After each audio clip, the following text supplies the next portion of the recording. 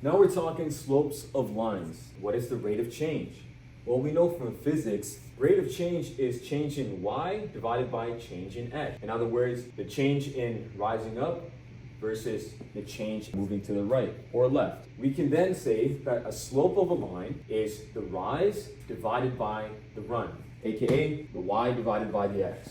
Let's do an example. Take a look at this graph here. The line segment is in red. Question states, find the slope. To do this, all we have to do is find the rise versus the run. So take any point, let's take point A on that graph. How many points do you have to rise to get to the level of B? Let's count it up. 1, 2, 3, 4, 5, 6. Okay, so you need to rise 6 points before you get to B. Now count how far from A is B. 1, 2, 3, 4, 5, 6, 7, 8, 9, 10 divided by 10. Okay, and then you can simplify this. You can divide both sides by 2, and there you go. So your slope of this line is 3 over 5. Find the slope of a line that passes through point C, which is -5 and -3, and point D, 2 and 1. Two ways you can solve this. Number one, obviously, let's graph it. Let's find the first one, point C, -5 right here, and -3 right here, point C. And find point D, 2 and 1.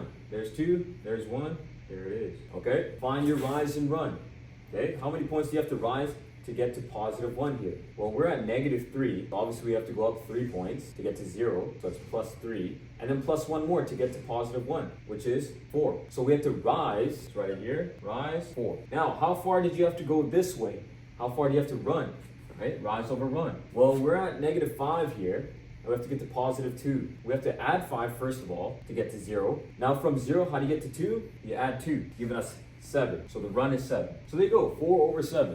Now some of you geniuses out there already know method 2, which is you don't even have to draw this, and you just have to use this method. Use your brain here. You can just take these coordinates and subtract them, find out the slope. So take point D, yeah, that's the positive one, the rise of 1, and over here is rise of 3. If we subtract them and find the difference between them, we can find the rise, okay? And for run, we look at our x values. So 2 minus -5, okay? What does this become? So 1 minus -3 becomes +4. 2 minus -5 would be 7. Check it out, we get the same answer. So if drawing it is your method, go ahead and do that. But if you can speed things up without drawing it, you can use this method.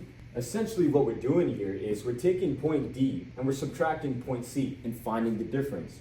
Remember that I said before, slope of a line is just the change in y versus the change in x. So all you have to do is find the change, and that gives you your rise over run.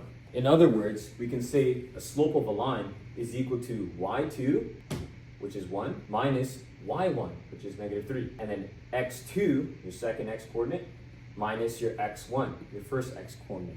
Pretty simple.